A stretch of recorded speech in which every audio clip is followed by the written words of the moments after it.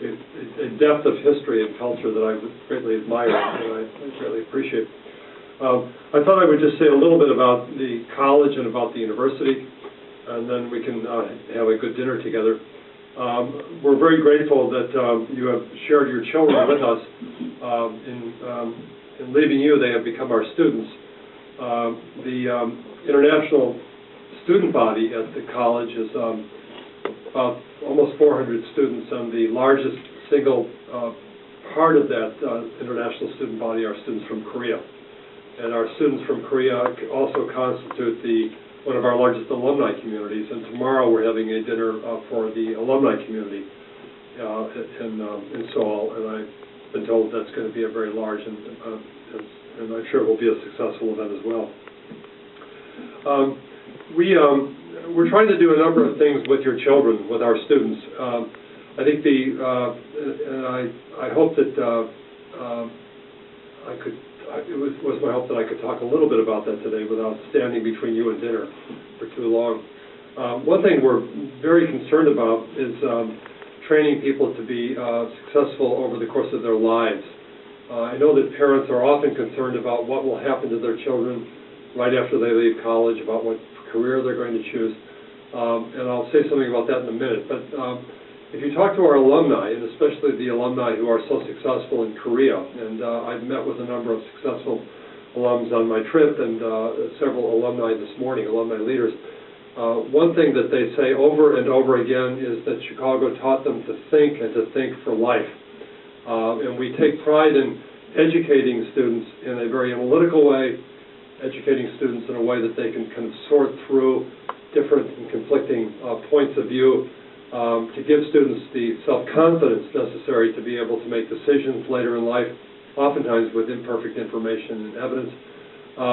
But this style of education, which begins in our core curriculum, it requires a lot of work, and doubtlessly your children have been telling you when you call them at Hyde Park and say, how are things going? And, well, I'm working so hard, or I can't talk, I have to go do my homework, and so forth and so on. And I just want to assure you that's normal. This is what we have designed the program to do.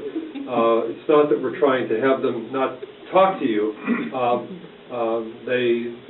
They'll have plenty of time in the rest of their lives to talk to you.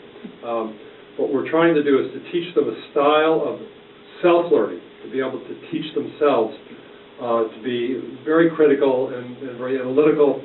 And this is our graduates are known for that, and we train them very well, and when they graduate, the employers or the graduate schools who they'll go on to greatly appreciate this style of learning. The second thing that we're trying to do, and this is more toward the end of their second part of their training, in the third and fourth years in the college, is to give them a sense of what it's like to be a professor. Now, I know several of you are professors, and all of you have gone to a university. We're not trying to turn your children into professors, because most of them will not become academics.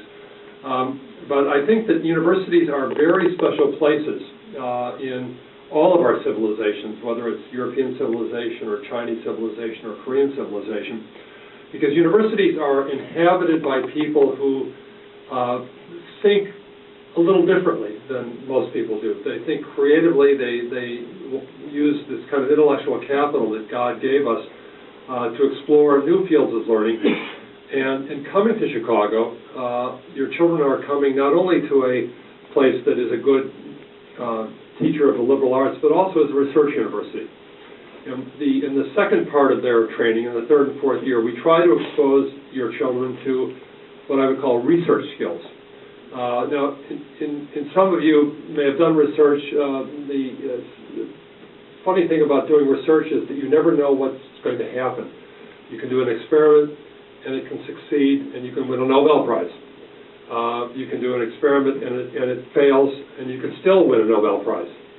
The point of my point I'm trying to make is that to generate new knowledge, to generate the kind of knowledge for which universities become famous, in which they get very high in the rankings, is a risky business. And it takes courage, and it takes innovation, it takes creativity, and we try to give your children a sense of what that is like as well.